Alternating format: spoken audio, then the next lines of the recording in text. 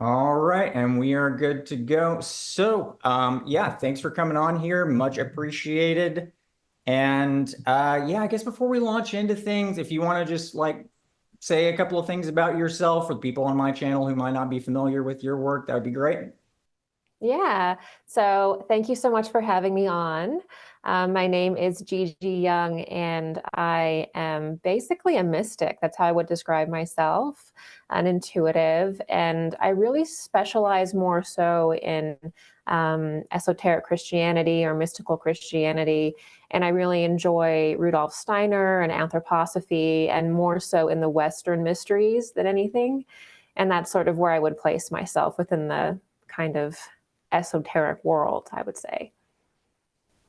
Awesome, awesome. Yeah, so yeah, within the work that I've been doing lately, I've been really focusing on the kind of epistemological aspects of Goethe's stuff, Johann von Goethe's work with his color theory and with his studies of like plants and minerals and whatnot.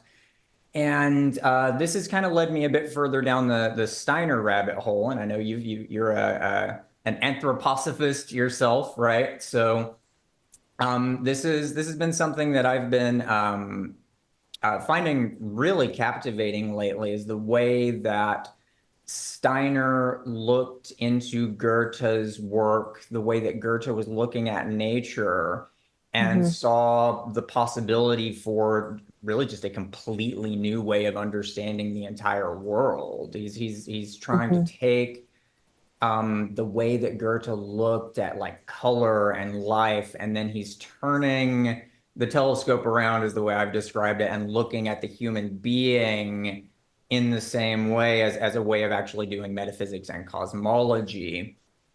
So yeah, there are a few things that I kind of just wanted to kind of run by you, I guess, because I do have a lot of questions about Steiner. I've been familiar with Steiner's work for a few years, and I've just kind of like dabbled in it a little bit, but it's only really over the past few months that I've really started focusing on reading more of his stuff and trying to understand his whole cosmology, really. And your videos have been very helpful in that regard, because what I have found is that there are very few people online who are able to talk about Steiner with any competence. I've stumbled across so many videos of people, you know, they get up and they're giving a presentation and it seems like they're going to know what they're talking about, and they just like, they don't even get the basic terminology right, you know? And so your stuff has been really great in that regard. So anyway, with all that said, one thing I wanted to run by you, though, I've been looking at the way that Steiner kind of divides up his the different cosmological epochs, right? And so this is something you've talked about a lot, the different phases of Earth evolution with the Polarian, Hyperborean, Lemurian, and so forth.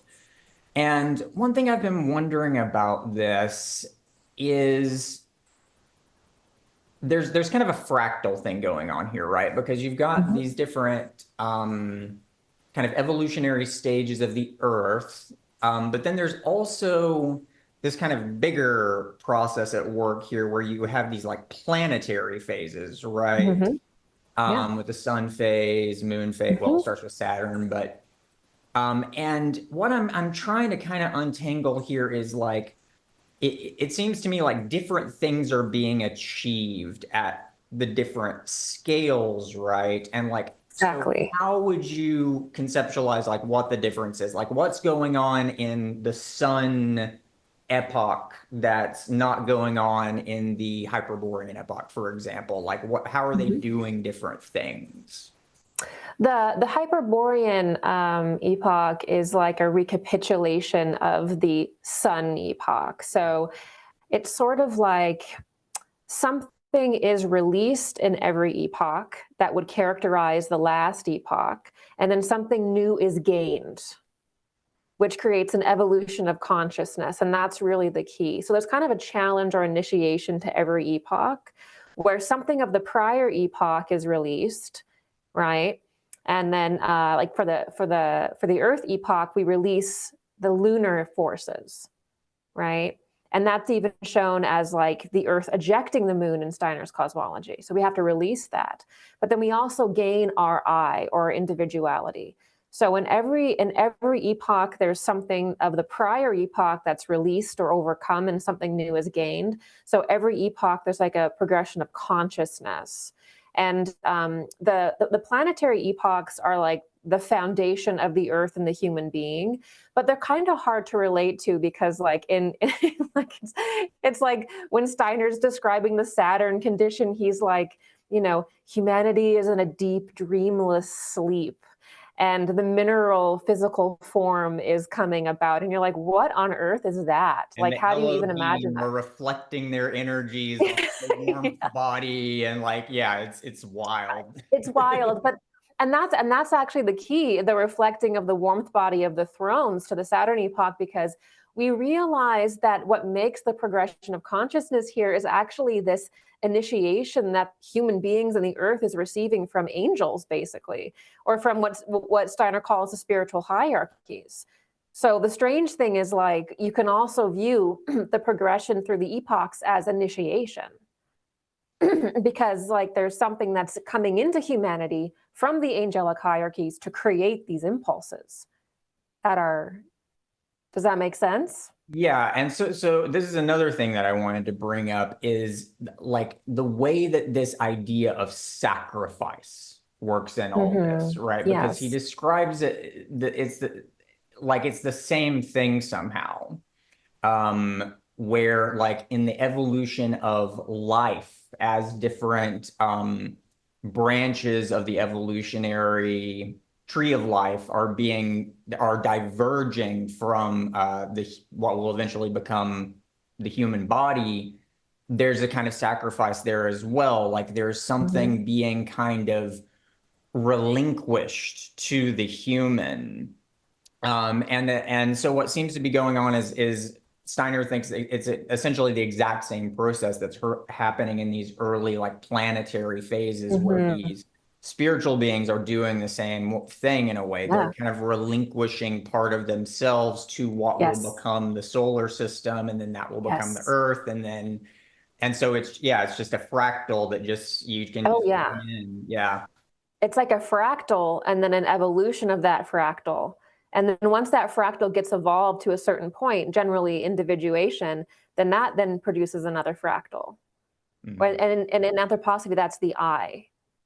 That's like the glorification, and then that can produce another fractal and another hierarchy of being, another kind of being, essentially. It's really crazy, because you can look at it really big, but it's sometimes good to go on the smaller scale and look at like the Lemurian and Atlantean epochs, because those are the closest, and that's still like millions of years, right? So it's like crazy. Um, but we had, in order to get the faculty of mind, so our ability to think, that was actually given to us as a sacrifice by the angels, right? And that gave us manas in the Eastern tradition.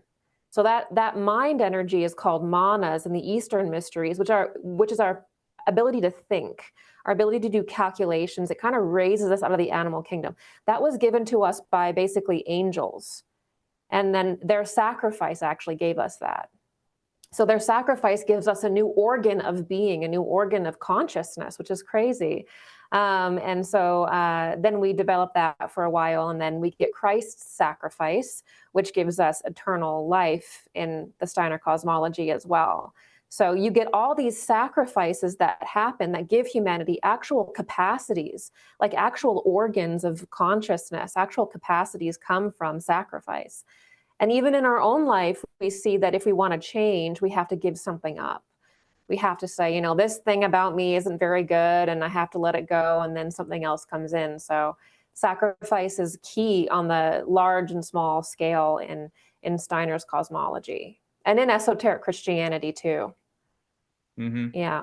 Uh, yeah, and so it would be during the, let's see, it would be the transition from the Lemurian to Atlantean epoch, where the capacity for thought or at least for the human body to engage in thought, let's say, would happen. And that's Yeah. where this, how do I want to say this? The way that I conceptualize it is kind of like this. For animals and other kingdoms of life, you've got this kind of outsourcing of that. And then there's this kind of Yes. internalization that happens with the human being. And it's actually the capacity for conceptual thought, being able to have experiences of forms or ideas or Mhm. concepts or whatever that actually creates the initial sense of a division between human consciousness and the world. And so we don't really see this in Mhm. animals. The animals don't think, oh, there's my experience of the world on the one hand, and then there's the world. It's just the world to them. But Yeah. once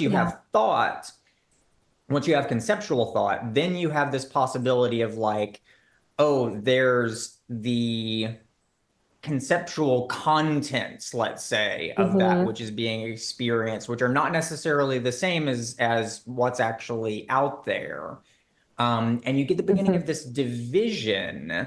Hmm. And it's like I think of it as like a rubber band being stretched out that is eventually going to have to snap back, right? Because it's a kind of Hmm. alienation between the human being and the world that Hmm. ultimately is going to have to be resolved. And then that kind of brings us to the Christ event thing, right? And the significance of Yes. that, because that's where the well, let me just kind of lay out the way that I'm conceptualizing this, and we'll go from there. The way that I think of it is that with the Christ event, you have the internalization of subjectivity itself into the human sense of selfhood, which I know sounds kind of like gobbledygook, but what I'm saying here is that as you move through these different stages of the evolution of human consciousness, post-Atlantean, or at least post-Lemurian, let's say. Um, what's going on here is you've got a kind of boundary between self and world. Hmm. And what's happening here is it's kind of growing. Like it's trying to incorporate these different layers, like it goes through the etheric and then the astral and so forth. And once the Christ event happens, that opens up the possibility of the sense of self being identified with one's subjective interiority, one's like experientiality itself, which for Steiner, I believe that would be what he would call the consciousness soul, maybe, or maybe that Yes. would actually be the intellectual soul, but either way, something like No, that. consciousness soul. Yep. Consciousness. Okay. Yeah. Yeah. And so then we see this kind of playing out subsequently after the advent of Christianity with like the Renaissance and then these philosophers like Descartes and Immanuel Kant and so forth, where it's like we're sinking into the interior of our own skulls, really. And that is kind of actually Hmm. what's going on because as this process is unfolding, the sense of like where we are in our bodies is moving upward until finally it gets up into the head. And then Descartes says, oh, you're in the pineal gland. We're Yeah. feeling ourselves to be behind our eyes. I think, therefore I am. Yes. Right, Yes. exactly. Again, Yeah. that's the idea of subjectivity. Like Plato would Yeah. have never described it that way. He would have never said, I No. am the experiencer, right? Like that's a very like post-Christian or like post-Christ event way of conceptualizing things because it Yes. really just wasn't possible prior to that because that had not yet been interiorized. Yes, exactly. So there's sort of like, I believe how Steiner sort of describes that is that there's like the sentient soul, which is like sort of like humanity's like a baby. It's very tribal.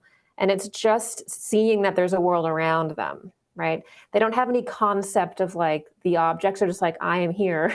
And then there's the intellectual soul, which is starting to get more object aware. And then there's the consciousness soul, which is basically the where self-awareness actually begins in that consciousness soul. That's when the consciousness turns inward and you start to think of yourself as a self-aware, self-conscious being. So consciousness soul in Steiner's cosmology is where that happens. And that is exactly where the Christ event happens, which is where we receive our I or our individuality. And half of the world sort of is divided into like an egoic consciousness where like they're like I am, but it's like me, ego. I think therefore I am. So it turns totally materialistic, and it's about acquisition and acquiring things. And then there's what the Christ event really signifies, which is the, oh, I am, but the kingdom of heaven is within me, and God is within me, and everything is within me. So the real I am is really the cosmos is within me, and kind of the false I am is the materialistic sense. So in the consciousness soul is sort of we're sort of overcoming that right now. Does that make sense? So it's like not only are you a being, but you are a being that is one with God, and all that knowledge is within you, and all of that power and energy is within you now. Whereas before that, we would never have understood that. Like in the farther we go back, the more human beings would have to like project outside of themselves to have a spiritual experience.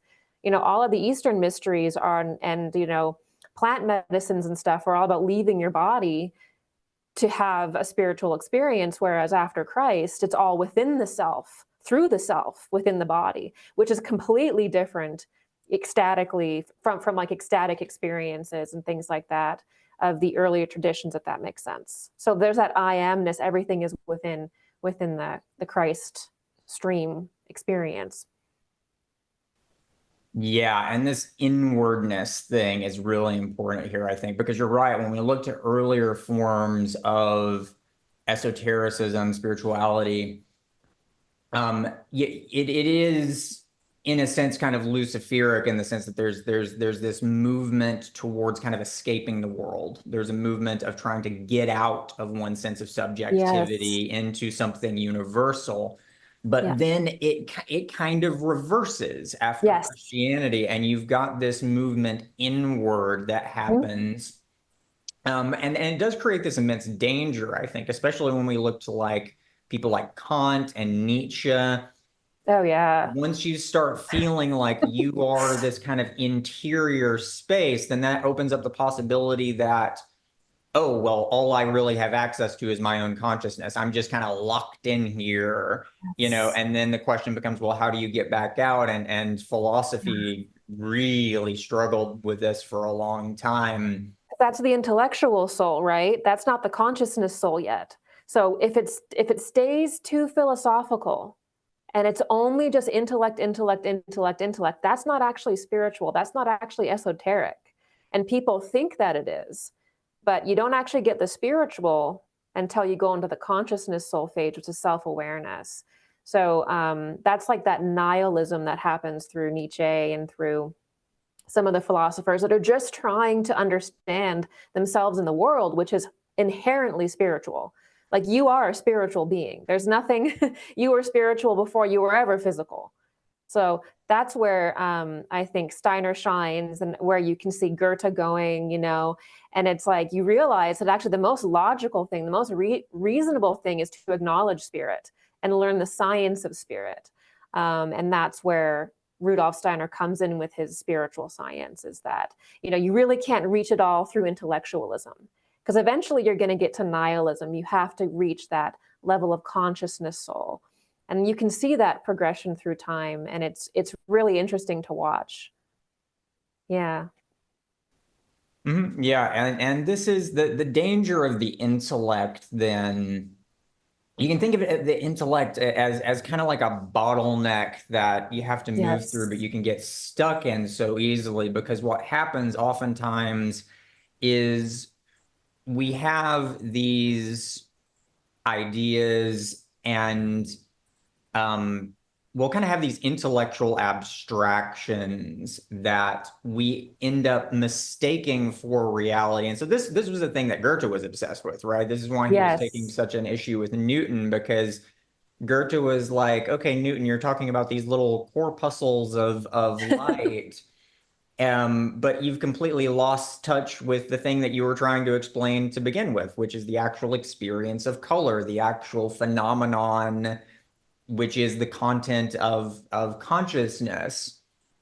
And so that I think is really that was a major thing for Steiner, because he started to realize that the kind of more Newtonian way of looking at science was actually becoming non-empirical. It was actually losing contact with our Yes. actual experience of the world, which is what empirical means. I mean, it's like, okay, this Yes. is what we see, and so what are we seeing in what we see? And that's what Goethe was trying to do. And Yeah. so, yeah. Yeah, and you can see like how Steiner describes it too is like we begin in the Indian epoch with this kind of incredible atavistic clairvoyance where we can see spirit, we can hear spirit, and we're like these amazing clairvoyant spiritual beings, and there's no question the spiritual world exists. It's all around us. We're like, yes.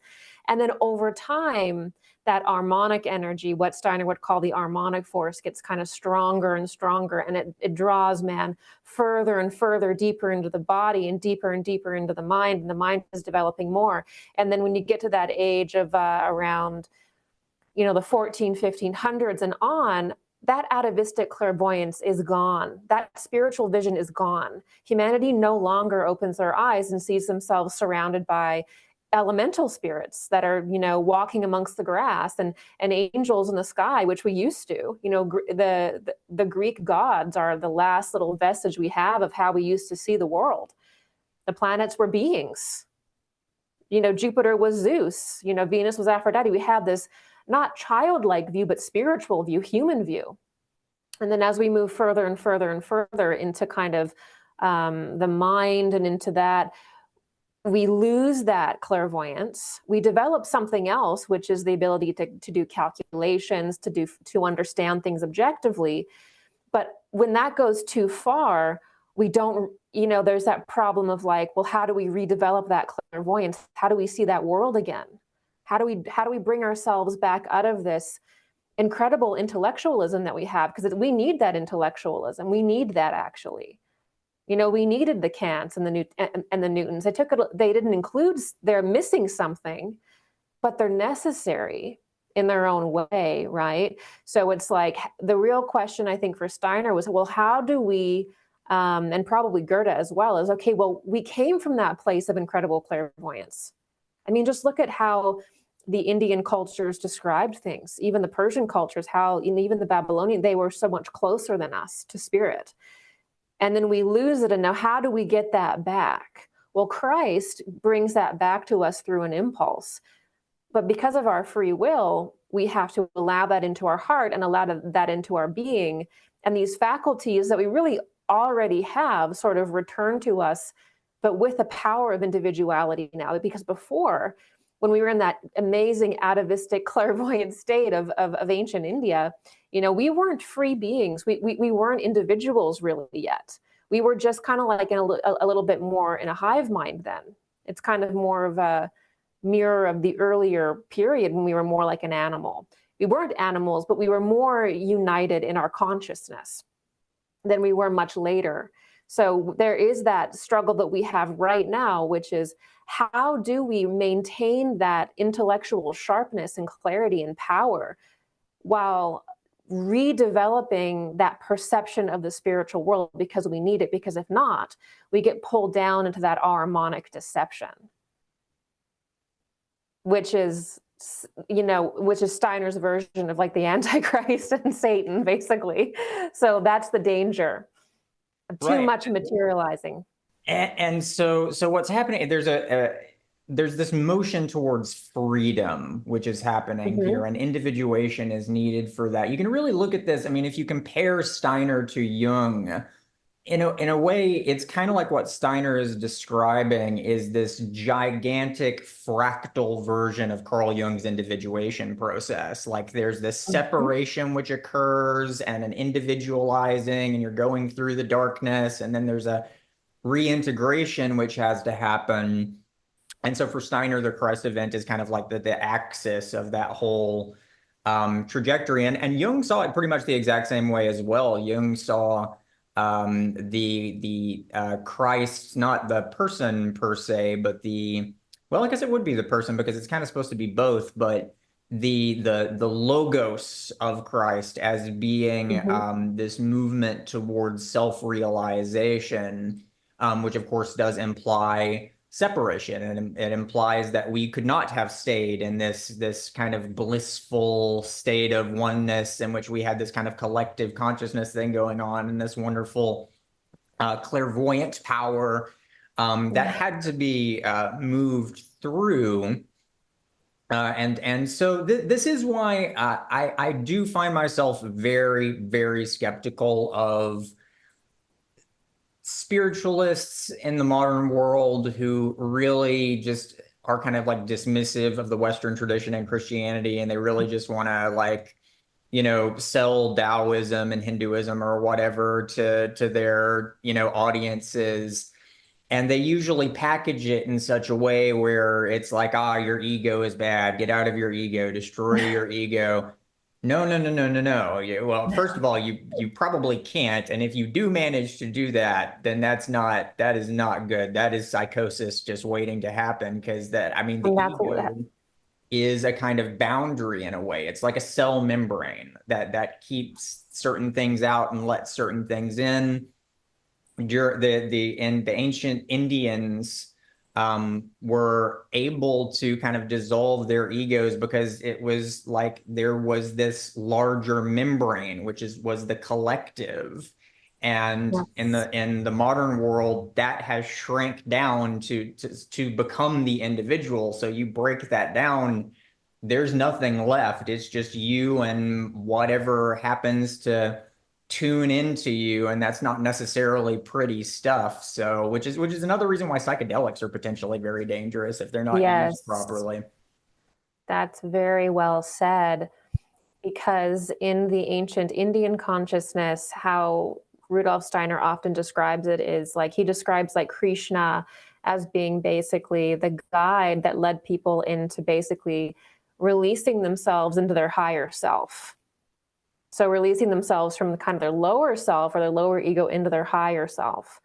And there was a protective membrane that allowed them to do this. You said it very well. There was kind of this protection of angels and spiritual beings, that like an incubator, like a womb that was allowing us to do that. And then over time, that gets less and less because we're now learning to create that for ourselves. We're now learning how to create that space for ourselves. And we're now getting the organs and everything to do that as well.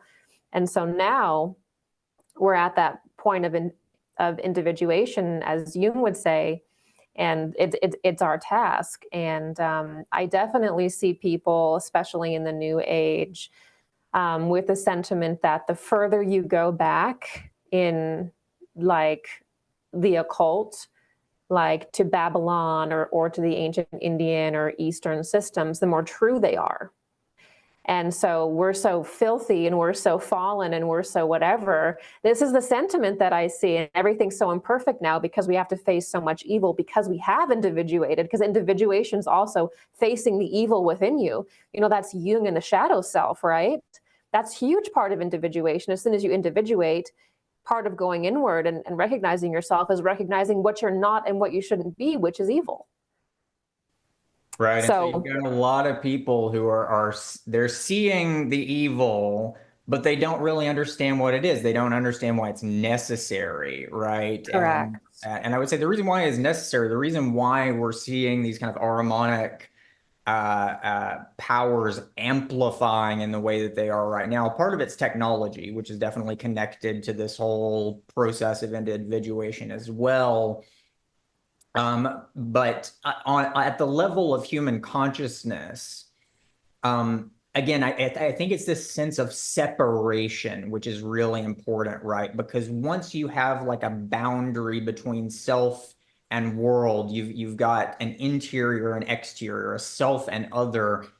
Then there are different ways that you can relate to that, because it does create a tension. It creates an anxiety. It creates an uncertainty. It creates a lack of mhm. control, which can then become a kind of paranoia. And you can look at that core anxiety as kind of branching out in three possible directions. And so one of them is the Ahrimanic, where that Hmm. anxiety says, oh, okay, the world is a problem, so I'm going to eat it. I'm just going to Yeah. dominate everything, right? Yes. And then the Luciferic is like, oh, this is scary, so I'm just going to go back into the womb. I'm just going to Exactly. release it. And then the middle path, that's the Christ stream, right? That's Yes. actually being able to affirm the otherness of the world with this understanding that there is an underlying unity to that. Um, and so yeah, a lot of the new agey stuff is just they don't realize that they're just kind of playing the Luciferic foil to the Ahrimanic things that they think they're fighting against. 100%. And that's the weird danger. And the action is that you have to allow Christ in your heart, because that's where that essence actually exists, is within the human heart center. It's like a fire there. It's like a spirit there. And when you notice that within your heart center, it will actually communicate with you. You'll actually get inspirations as to how to like make your life better in the most mundane ways, but you'll get cosmic wisdom and all of that, because that Christ force is really the macrocosmic being. You know, Christ is really the macrocosmic entity. He is the entity of the solar system, right? Is everything. And so that's now within us. And so it's weird, at the moment of individuation, we also gain everything macrocosmic within us at the same time. And that's what a lot of people who go too far Luciferic are trying to get by projecting outside of themselves, is that macrocosmic feeling, but it's actually all within. And so that's going to be, we'll eventually probably see that merge with just a lot of plant medicine stuff all the time, and probably a lot of like anything to get out of the body, basically. That's probably how that kind of new age stuff is going to have to reach its logical conclusion. If it doesn't turn inward, it's just going to have to abandon the form at some point. And what we're seeing right now is an integration of the two. We're seeing, Mhm. instead of the Ahrimanic and the Luciferic fighting each other, what's happening is the Ahrimanic is just kind of sucking the Luciferic into Yeah. itself. And we're seeing that with Yes. like the medical industrial complex is suddenly really excited about mushrooms. Yes. Amazon is putting meditation booths in their Oh, warehouses. good. I mean, it's wild. And then you've got these people like, I don't know if you know who Ken Wilber is, but he's one of Mhm. these kind of new age guru types. And he started this kind of thing. He called it integral, I believe, because he was borrowing that term from someone else. But anyway, long story. But anyway, he developed this kind of new agey type of thing. And now a lot of his disciples are now like on the within the HR departments and boards of directors of all these big like Silicon Valley companies, and they're, preaching his message and walking the walk. And so yeah, it's like it's just another one of those things where it's like that's what the harmonic does. It's like a what is that one like metaphor with like the tar, and like you punch it and it just sucks you into it. That's kind of what these new age types end up doing. They just end up getting sucked into the very thing they think they're fighting against. Yeah, and then you see these like the tech the tech brotherhoods, or whatever you want to call them, the Silicon Valley people, and they're just creating technologies that literally just absorb these Luciferic individuals' essences into them, because that's it, because Armand's also the spirit of technology, or every spiritual ability is just as externalized into some mockery of what we really are, or a real process inside of us. And so the harmonic impulse also creates these weird technologies that is eventually going to suck these Luciferic individuals into them, which is why you also see in ufology and in the new age all these people that are talking about like there's going to be these med beds, there's going to be all this healing technology, Neuralink. Neuralink is going to give you clairvoyance. It's going to give you the ability to download information. This is all just a mockery of intuition and real spiritual abilities. So that's how Ahriman, gets the Luciferic people in, is he gives them this shortcut. This, like he's like, you can have the clairvoyance that you've lost. from the early Indian epoch and Persian. You can have that incredible clairvoyance back if you get this chip in your brain. You know, you can have like you can download Wikipedia in your mind.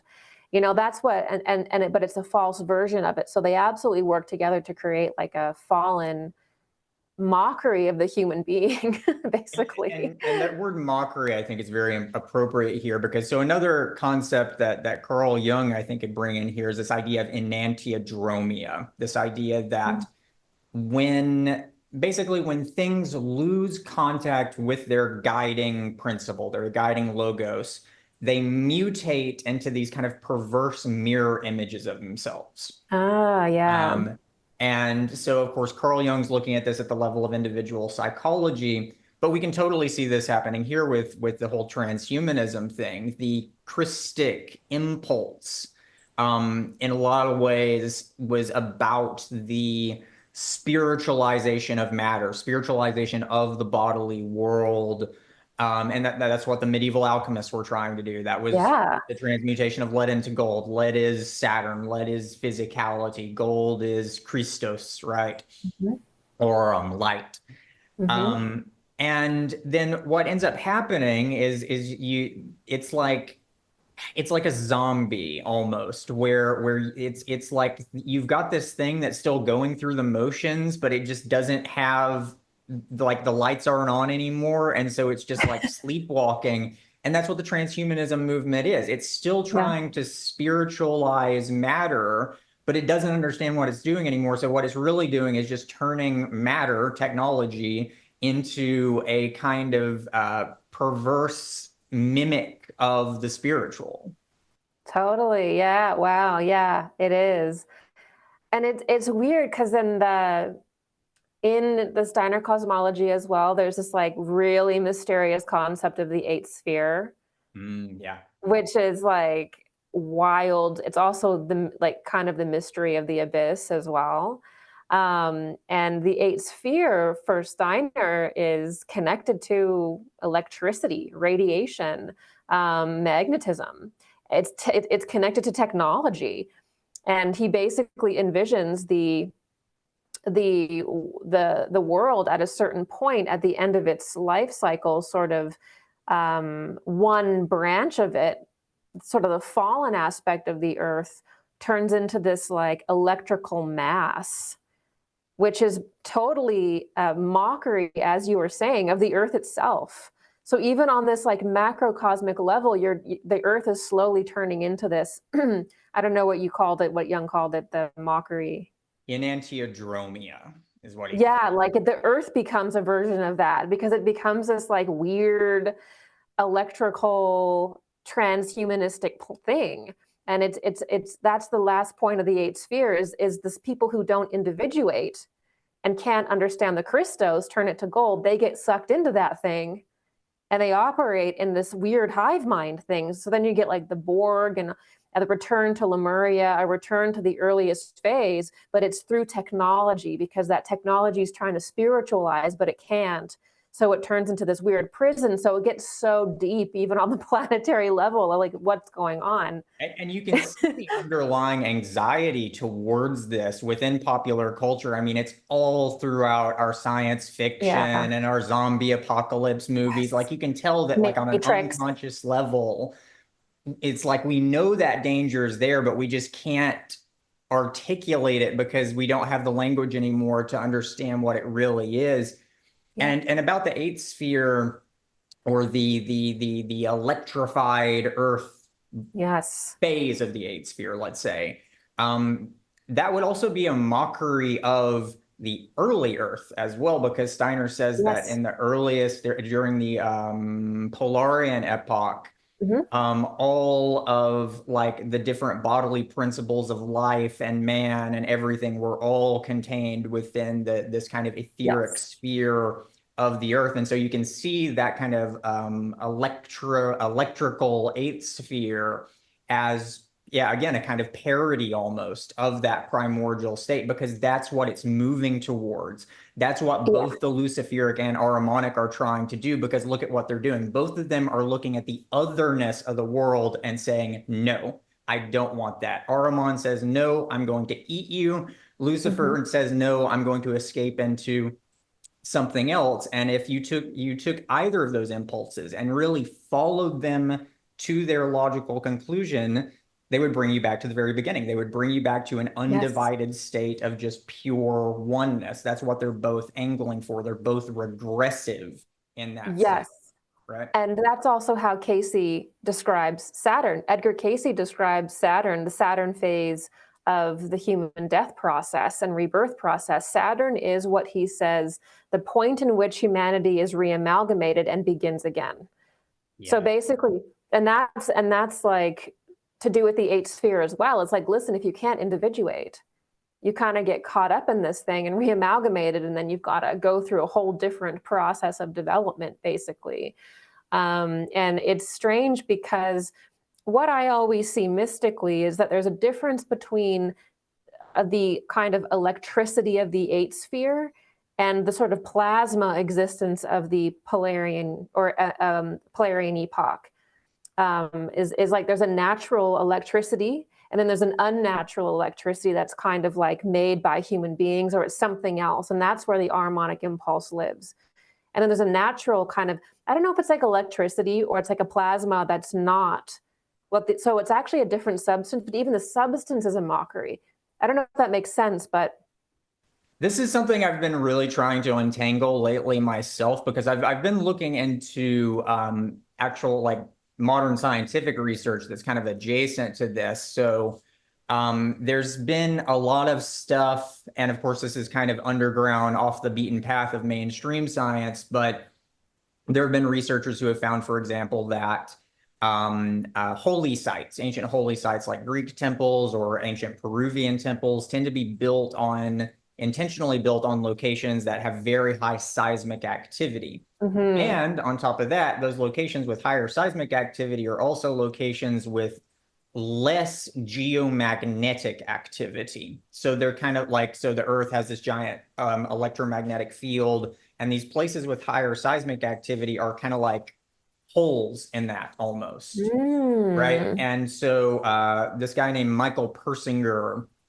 started looking at this, and he actually started developing mathematical models for predicting the frequencies of UFO sightings Okay, yeah. in accordance with seismic activity and geomagnetic activity. And it was like 80% accurate or something like that. So very close to the actual frequency of reported UFO sightings.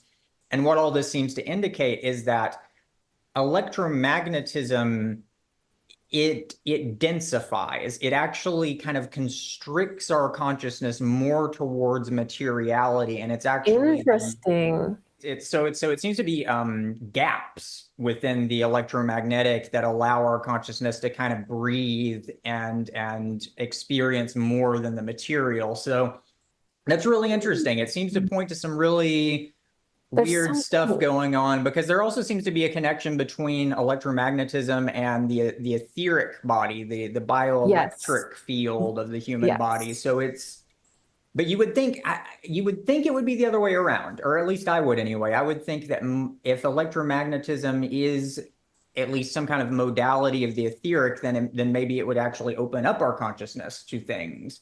But it seems to go the other direction. It seems to actually constrict, which, There, yeah. yeah, there could be different reasons for that because the human organism is sort of it always is about harmony.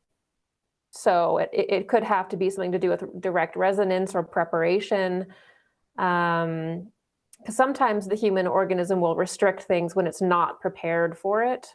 But yeah, it's really interesting. I'm sure that there's someone out there who completely knows this, but it's totally beyond my my natural, I would say, knowledge of it. But I know there's something there. Yeah, absolutely. And this is why I've been taking an interest in these guys like Nikola Tesla, Yeah. and there's also this guy who's around right now who's been doing some really cool stuff in that direction. His name is Robert Temple, and he wrote this Uh-huh. book called A New Science of Heaven, and he's a plasma physicist. And so he's kind of moving in this more esoteric direction, but he's doing it through this idea of like plasma as a kind of like proto life form or something like that. That's like And that's like Polarian epoch, like what you're saying about the mhm. Polarian, yeah, or the yeah, Yeah, Polaria. that's what I'm thinking. I'm thinking maybe that this whole idea of like plasma as a kind of life form could actually give us kind of a window into these early phases because what Steiner's describing with the Polarian epoch, it's like all of everything is just in the state of oneness within the body of the earth, which is yet to densify. And he says it's an etheric body, and it's like, well, if the etheric is an organizational principle which kind of takes the mineral and then organizes it into bodies, then what would happen? Like, what if you didn't have a mineral element there for the etheric to act upon? And it seems like this idea of plasma might actually be kind of the gateway into looking at things in that way, because the way that Robert Temple describes this, he describes plasma as a pre-atomic form of matter, because all of the little like subatomic particles, as they say, are supposed to be distributed in this kind of nebulous way. And so maybe you could see that as being kind of what Yeah. Steiner's describing, this kind of pre-mineral form of materiality. Mm-hmm. Yes, that's the subatomic world. That Mhm. would be, yeah, that's interesting. That's fascinating. I love hearing that because it's adding that real scientific substance to esoteric conclusions that people have been trying to describe, but didn't have the technology yet to give the real proofs for. You know what I mean? So, yeah.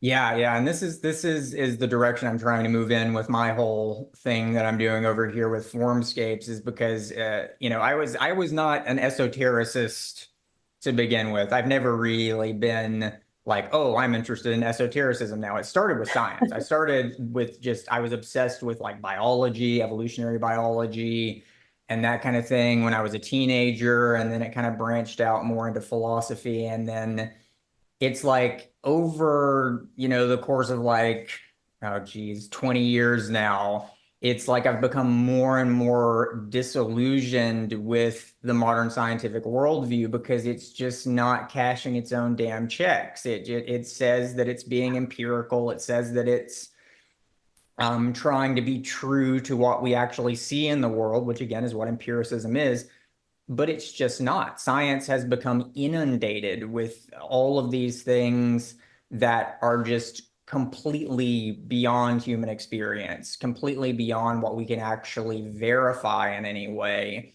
I mean, I can't go to like the particle collider at CERN and like check their math. You know what I mean? We just have to take these people's word for it. And so that what ends up happening is they end up, again, this enantiodromia, this inversion, science ends up turning into this kind of perverse parody of a priesthood.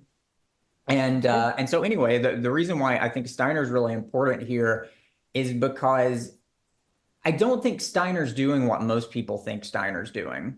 Right. And you might disagree with me on this. This is going to be a very interesting part of the conversation here. But for the longest time, I was looking at Steiner's work, and he's talking about all this crazy stuff with the thrones and all these different spirits and whatnot. And what I was imagining, what I think most people would imagine when they're looking at that, is they're like, okay, this dude clearly developed some kind of like trance visionary experiences that are maybe somehow akin to like psychedelic visionary experiences or something like that. And I can't do that. So I guess I'll just take his word for it.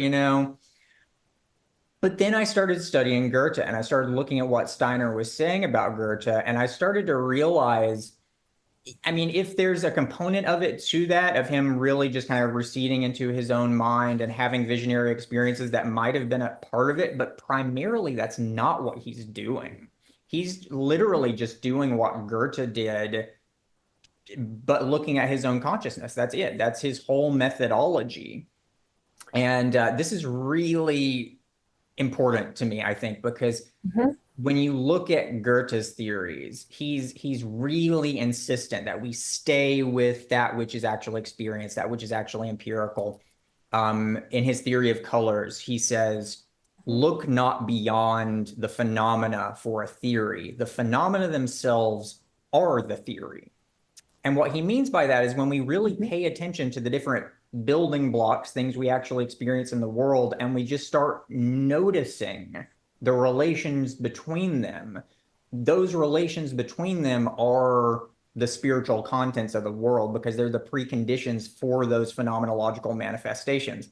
That's what Steiner's actually doing. That was Yes. his whole initiation because he realized that he could take that and just turn the telescope around and start seeing the whole universe inside himself. And so you don't need like drugs to do it or whatever people think the hip new thing is right now. It literally is something that we can just develop sitting in our living rooms. And he tells us that within How to Know Higher Worlds. He's not Yes. telling you go off and do ayahuasca. He's saying like, imagine a paperclip in your mind and like turn it around and like really just Yeah. pay attention to the contents of your own consciousness. That's how you get there. And so when he describes, his one of his major works is called An Outline of Esoteric Science. He's not just using the word science to as like a flourish, like he means it. He means that what Yeah. he's doing is science. Yeah. And that's incredible to me. Yeah, yeah, absolutely. I mean, I believe Steiner edited Goethe's work. He did. Yeah. He He was an worked. editor. It was a huge influence to him. And he had an experience. Steiner wasn't actually a great student when he was young. When you read his autobiography and these things about him, you realize that Steiner wasn't really a great student until he started looking at, according to his own story, images of sacred geometry or 3D geometry. I don't know if I'm describing that properly, but basically Platonic solids. So he actually didn't have, as soon as he started seeing those things, which in occultism is basically like our consciousness, when it sees something eternal, it becomes initiated. Mm. That's sort of like the science of initiation. So if you can hear a sound, like in Egyptian initiation, like Ra, Ma, like certain tones or sounds can awaken you because they are eternal sounds. Like there's a whole science to it. So he actually sort of became interested in, he almost became initiated when he was young through just looking at these kind of scientific Platonic solids. And then over time, he goes deeper and deeper actually into studying Kant and studying all these, he met Nietzsche and became completely discouraged with Nietzsche because he had just dissolved. He meets Nietzsche and Nietzsche had basically dissolved as a person and he became discouraged. And he has this whole arc. And then at the same time, though, he had psychic experiences.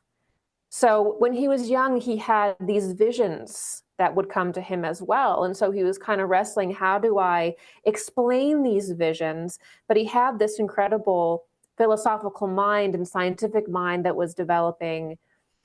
And so eventually as well, he joins the Theosophical Society. You probably heard this. And he runs the German chapter of the Theosophical Society, which was originally started by Blavatsky, but turns into kind of a Luciferian, more and more Luciferian over time, which he is disgusted by. And then he creates Anthroposophy, which is like spiritual science, as you're saying it. So he had this influence that was spiritual on the side, because Theosophy also was the main organization that was translating all of these Eastern mysteries.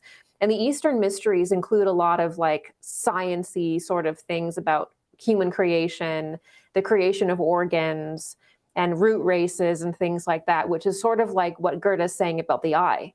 In Theosophy, they say, in the Eastern mysteries, they say the human beings evolve over time.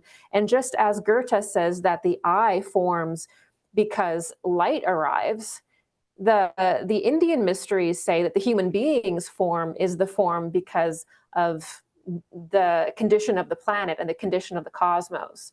So they're all, it's sort of like Goethe was also sort of portraying this ancient wisdom as well. He was trying to bring that forward, but it had been mentioned also in the Eastern mysteries through this idea of like the creation of organs, and the creation of the human being based on cosmic principles bearing down on this plasticky astral kind of human being of like Lemuria, or the Polarian epoch. You've got cosmic rays bearing down. Oh, you've got these cosmic rays bearing down that are creating the proper form. So it's just like how Goethe describes the eye being created, which is that the eye is formed because it was to perceive light because there's light around it. So that's actually how creation is described also in very early traditions. So it's almost like Goethe was trying to bring it back, Steiner's trying to bring it back, but it also existed sort of in this in the mysteries of the East and earlier periods as well. But it was not described scientifically; it was described almost in a story form. Yeah, Steiner's biography in particular is really interesting because it paints a very complicated picture. I mean, Yeah. um, he says that he did have a number of spiritual experiences when he was fairly young. He says that he saw an apparition of his, I believe it was his aunts who was deceased. And but he definitely was not this kind of mystical leader for most of his life. He didn't, just like, get straight out of primary school or whatever, deciding that he was going to be a mystic. He was kind of floating around apparently until he was in about 40 years old was Mhm. when I think maybe he was already with the Theosophists at that point, or maybe that's when he joined them. I forget, but He has a um, Christ experience, I think, in his 30s. I think in his was late it? or mid 30s, he has an experience with the Christ. Mm. And he doesn't, but yeah, he is more of a philosopher. He is a scientist. That's what he is. I mean, he had mystical experiences, but they didn't take over his life. Like he didn't want to enter like a Victorian seance room and deliver messages for people. He wasn't drawn into that classical mysticism despite having mystical experiences. His preparation for teaching was science, was philosophy, science. That was definitely what his background was for most of his life. And then only near the end of his life did he take on sort of this spiritual thing. And he got a lot of heat for it, because the religions didn't like that he was talking about Christ and giving his opinion on the gospel. He writes the fifth gospel, you know and then the scientists were like, excuse me, like you can't connect spirit with matter, like you can't. So he was kind of getting a lot of, and the Nazis didn't like him because he was releasing all these occult secrets that they wanted to keep for their weird order. So it was like he was sort of he sort of carried the torch, I think, for humanity for a while there. Yeah, it really makes me think that like at some points it was just like some kind of calling just Yeah. gripped him, and I think that is so fascinating because I mean he went through a divorce because of the Theosophists, I believe, I think so, and then he later remarried, and so I mean it was very tumultuous for his personal life, but in any case, once he really got going with being Rudolf Steiner as we know him, I mean, he just hit the ground running and never stopped. I mean, the amount of lectures and books that man wrote is just intimidating. I Like, mean, I yeah. mean, he comes up with like he was and I think what actually made him such a great mystic was that he was a scientist. Mm. And I think that makes the best mystics. It just does. It just does, because the farther you can go down into the mind and into that space, the higher you can go up. That's just the reality. It's just how mysticism works, because you have Right. that structure. And so that's what made him so great, is because he was coming from that place that gave him this incredible power. And in his life, he creates biodynamic gardening. So he actually looks into the future and he's like, listen, the soil is going to get depleted. We're going to see incredible tyrannical stuff going on, because he lived through World War I. right? And he Mhm. was like, we're going to see all this civil uprising and stuff. So he creates biodynamic gardening. He creates the Waldorf schools, which is basically how to educate children based on the development of the different bodies, based on what their consciousness actually can have, the proper myths integrated into the proper archetypes and things like that for their consciousness at the right time. And then he creates Campbell Hill schools, which are for people who are mentally challenged. He was a powerhouse, not just in mysticism, but in actually creating functional, the threefold social order he creates. Like he just goes and creates all this stuff, and it's like, how can one person do that? Yeah, it seems almost superhuman. Like I barely have time to like make some like silly YouTube videos, and then he's doing all that, and then he's also like, oh, and here's like this tome on beekeeping. It's like, how can you I find know, like time to do what? these things? I know, you're just like, you feel like a little baby child living your life. It's like, what? Yeah. Well, anyway, yeah, the construction outside's getting a bit louder, so I suppose now would be a good time to go ahead and wrap this up. But this is a fascinating conversation. Thank you so much for coming on, hanging out, and sharing your thoughts about all this. I really appreciate it. Well, it was my absolute pleasure, and thank you so much for having me.